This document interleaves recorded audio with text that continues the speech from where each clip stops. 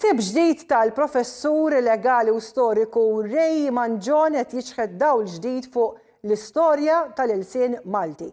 Ir-riċerka tiegħu tissuġġerixxi li l-Malti kien ġie rikonoxxut uffiċjalment għal skopijiet amministrattivi sa mill-1927, 7 snin qabel l-emenda kostituzzjonali tal-1934 li biha il-Malti daħal bħala il-lingwa uffiċjali. Il-pubblikazzjoni tiddokumenta wkoll dik li tqis bħala l-ewwel liġi miktuba bil-Malti u tressaq analiżi ġdida dwar l-iżvilupp leġislattiv u kostituzzjonali tal-lingwa. Aktar dettalji fis-servizz.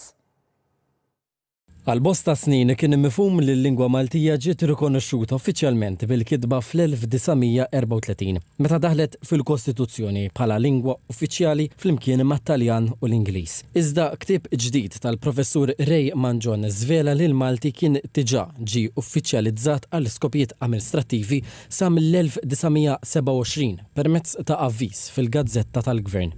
Il-ktieb bl-isem The Legislative and Constitutional Development of the Maltese Language in a Historical Literary Context tnieda fl-Università ta' Malta waqt attività mtella mill-Akkademja tal-Malti. Ix-xogħol u meqjus bħala l-ewwel wieħed tax-xorta tiegħu li janalizza b'mod sistematiku l-iżvilupp tal-Malti minn perspettiva legali, leġislattiva u kostituzzjonali. Aħna konna ngħidu li l-Malti kien rikonoxxut uffiċjalment fl-1934 meta saret emenda kostituzzjonali biex il-Malti daħal mat-Taljan u mal-Ingliż.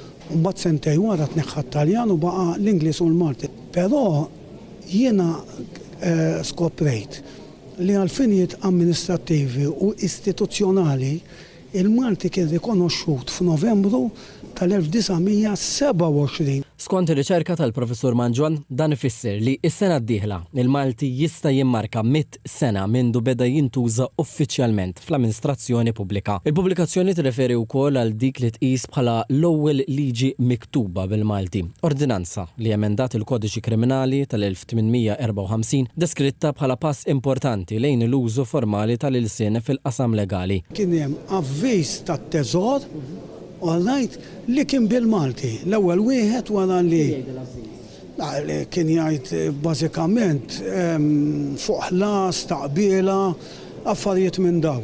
Iżda x'kienet tajt il-kitba li ġiet skoperta tal-1927? Il-ktieb jinkludi aktar minn 300 annotazzjoni, bibliografija mifruġa fuq 7 paġni u indiċi tal-ismijiet bilan li jservi ta' għodda għal aktar ir-riċerka dwar l-istorja tal-ilsien Malti. Waqt it-tnedija l-ex-President Mary-Louise Colero Preca faħret il-ġest tal-awtur li jgħaddi id-dħul kollu mill-beħ tal-ktieb lil Malta Trust Foundation għal proġetti soċjali. Għamel dal-ġest nobli li l-beħ kollu ta' dal-ktieb se jkun ħajaddi il-fondi tiegħu se jmorru għal Malta Trust Foundation, naturalment għad-diversità ta' proġetti soċjali li għandha. Il-professur Manjon tem jgħid li x-xogħol għandu jservi biex il-Maltini japprezzaw aktar l-identità u l-istorja tal-ilsien tagħhom.